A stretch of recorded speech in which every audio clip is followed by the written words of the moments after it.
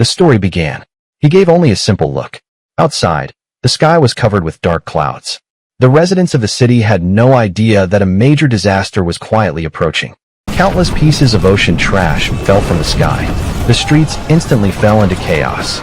People inside could hear the sounds of objects crashing.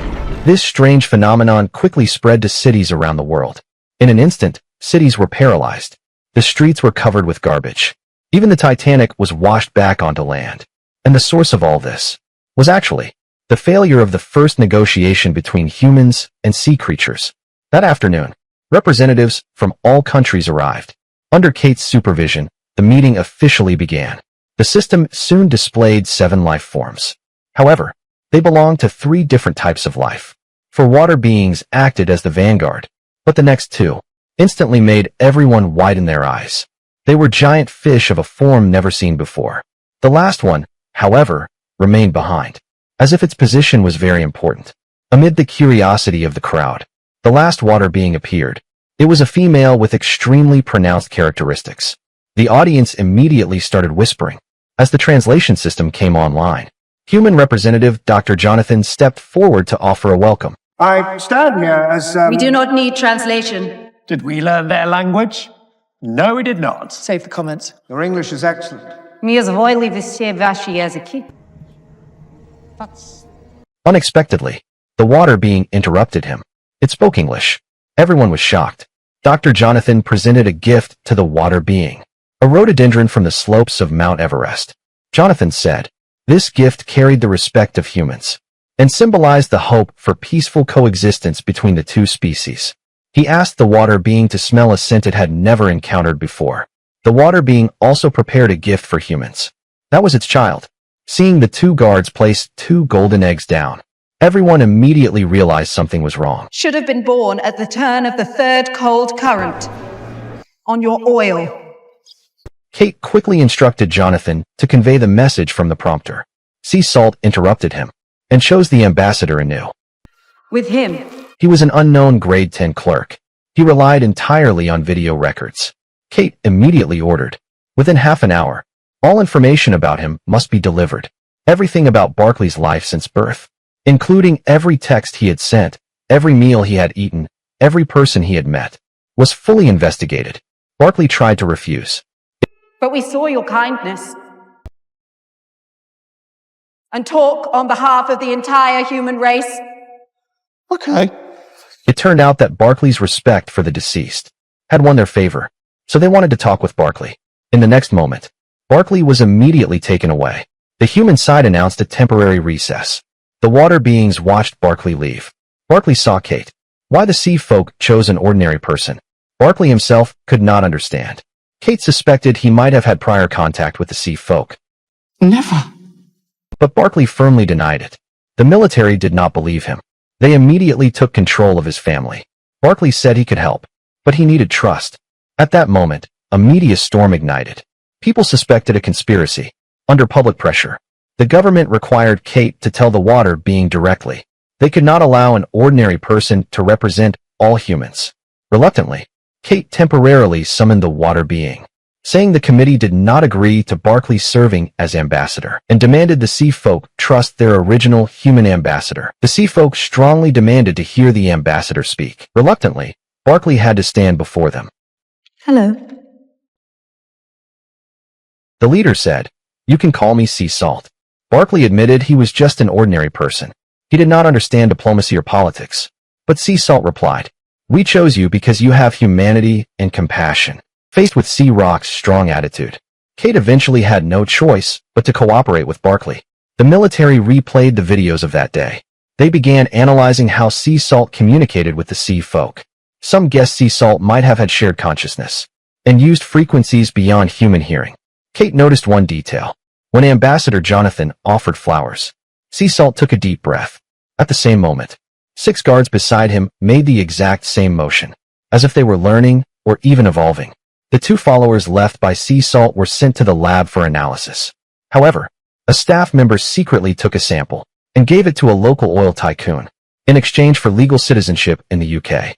Privately, the oil tycoon met with the French representative, planning to use the samples to protect his oil business. and the French military had deeper schemes. Barclay met with his family at a location arranged by the military. During this time, they lost their freedom. On the day of the negotiation, Barclay could not speak freely. He could only read the script provided by the military. Even though he had become the ambassador, he still had no real authority. To the military, he was just a puppet. The next day, Barclay's identity was unexpectedly leaked. The investigation revealed the French representative leaked the secret. Before the negotiation, the military again emphasized Barclay was not allowed to act beyond instructions. He had to follow their orders strictly. The second-day negotiation was about to begin. Barclay, as the human representative, slowly walked to the front. The most nervous person was Kate behind the scenes. In the next moment, the sealed chamber filled again. Sea Salt appeared once more. Following the words on the teleprompter, Barclay began to convey the military's position. However, Sea Rock suddenly interrupted him. He requested a glass of water. Not seawater, not drinking water, but a cup of river water. The hall fell silent. The military quickly fetched water from the nearest river. The water was murky and foul. Everyone knew it was completely undrinkable. But Sea Salt demanded that Barclay drink it on the spot. The biology department analyzed it. The water contained a large number of pathogens. Kate warned him not to drink it.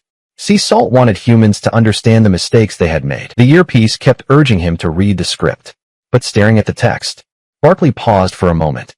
He decided to speak his true thoughts. Each of us is responsible. Now we must repair it together.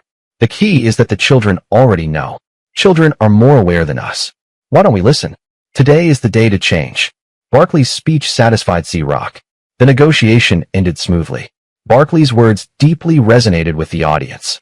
His wife and daughter praised him. He felt confident to prepare for the next round of talks. He researched extensively about the merfolk. The merfolk were possibly far stronger and more mysterious than they had imagined. Regarding Sea Rock's request to solve water pollution, humans promised to reduce it by 50% by 2065, hearing that it would take 40 more years to have.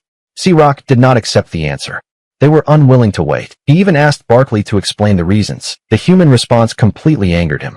As soon as he finished speaking, Sea Salt looked out the window. Barclay followed his gaze in confusion.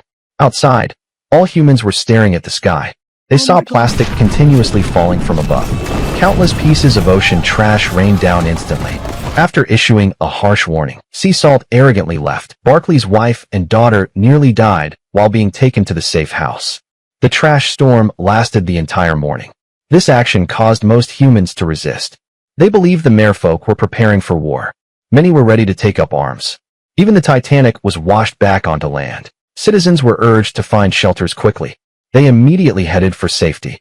After the storm ended, everyone returned to the conference hall.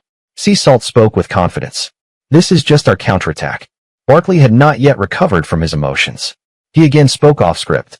His words carried a hint of accusation. Sea Salt perceived him as a threat. Barclay sensed the danger. He hurriedly apologized to Sea Salt. After repeated reminders from Kate, he finally calmed down. Barclay realized the gravity of the situation. He began reading the script. Humans requested that a ceasefire agreement be signed immediately. Then Sea Salt presented 3 conditions for the ceasefire. First, humans must stop polluting the oceans and all rivers. The committee had long been mentally prepared for this clause. Second, Sea Salt demanded formal boundaries be drawn. He claimed sovereignty over all oceans and waterways. Hearing this, most country representatives stood up immediately. They expressed strong dissatisfaction. If this condition was accepted, all maritime transport would be shut down. Countries reliant on ocean exports would see their entire economic networks collapse. The hall instantly fell into chaos. Voices of protest echoed throughout the conference. Sea Salt became completely enraged. In anger, he transformed into his male form. This time he was even more forceful. He stated he would negotiate only with Barclay. The crowd had not yet processed what was happening. What kind of species was this, both male and female? To prevent the situation from spiraling out of control, Barclay quickly turned and instructed everyone to sit down. Sea Salt returned to his female form after calming down. The third condition was that the next negotiation must be held at a location designated by them. He placed his finger on a pearl. The address coordinates appeared on the computer screen. It was one of the deepest ocean trenches on Earth. Human submarines could not reach that depth. Even halfway through, they would be crushed into pieces.